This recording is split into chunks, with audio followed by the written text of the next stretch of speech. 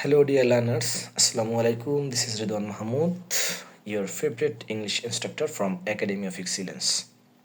আর আজকে আমি তোমাদের সাথে কিছু খুবই গুরুত্বপূর্ণ এবং বর্তমান সময় উপযোগী শব্দ নিয়ে আলোচনা করব, ইংরেজি শব্দ।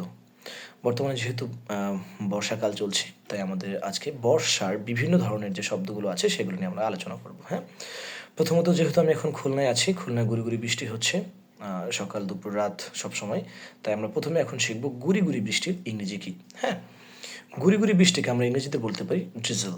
কি বলতো, আবার একবার বলি, গুড়ি গুড়ি বৃষ্টিকে আমরা ইংরেজিতে কি বলবো? ড্রিজল। ওকে, এখন এটা থেকে আমি একটা বাক্য তৈরি করি। আমরা কি বলতে পারি যে it's drizzling outside, so take an umbrella. যে বাহিরে কি হচ্ছে, গুড়ি গুড়ি বৃষ্টি হচ্ছে, সুতরাং একটা কি ছাতা নাও। দ্য সেকেন্ড ওয়ান, এবার হচ্ছে গিয়ে গুড়ি গুড়ি বৃষ্টি না, এবার হচ্ছে মুষলধারে বৃষ্টির আমরা ইংরেজি শিখবো। হ্যাঁ, মুষলধারে বৃষ্টিকে ইংরেজিতে বলা হয় raining cats and dogs. Okay, মুষলধারে বৃষ্টিকে ইংরেজিতে কী বলে বলো তো? Raining cats and dogs. একটা বাক্য এবার আমরা তৈরি করি, এখান থেকে আমরা বলতে পারি কি যে I can not go outside right now because it's raining cats and dogs.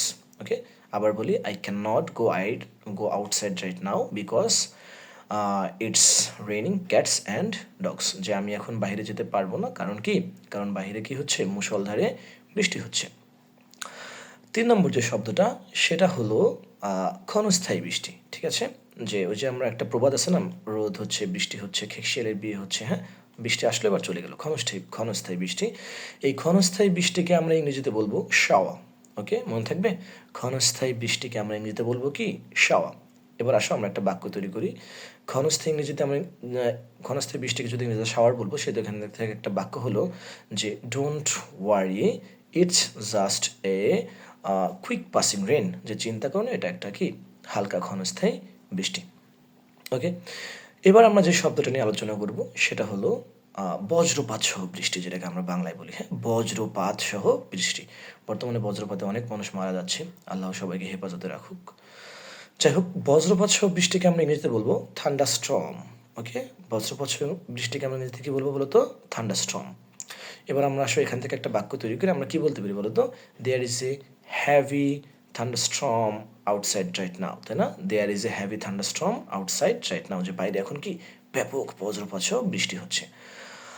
আর শেষ, দ্য লাস্ট ওয়ান হলো এক নাগারি বৃষ্টি বা দীর্ঘস্থায়ী টানা বৃষ্টি যেটাকে বলে। হ্যাঁ, বর্তমানে বাংলাদেশের চট্টগ্রামে প্রচুর টানা বৃষ্টি হচ্ছে, 2-3 দিন ধরে ব্যাপক বৃষ্টি হচ্ছে এবং শেষ খবর পাওয়া পর্যন্ত প্রায় 30 থেকে 32 জন মানুষ শুনেছে সেখানে মারা গিয়েছে। আল্লাহ সবাইকে হেফাজতে রাখুক।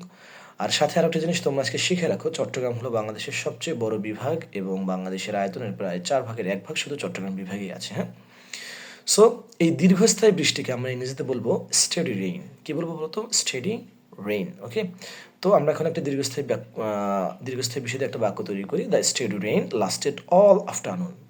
কি বলছি বলতো? অথবা the steady rain lasted all the day, যে পুরো দিন ধরে কি হচ্ছে? বৃষ্টি হচ্ছে। ওকে, দীর্ঘস্থায়ী বৃষ্টি যাকে বলে।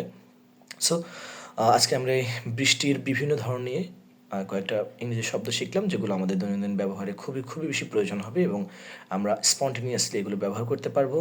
সো তোমরা যদি এমন নতুন নতুন সুন্দর সুন্দর শব্দ সহজে শিখতে চাও, তাহলে আমার সাথে সবসময় যুক্ত থাকো এবং তোমাদের বন্ধু বান্ধবীকে কমেন্টে মেনশন করে অথবা ভিডিওর কমেন্টে মেনশন করে এই সুন্দর শব্দগুলো শেখার জন্য আমন্ত্রণ জানাও। সবাই ভালো থাকবা, সুস্থ থাকবা। আল্লাহ হাফেজ।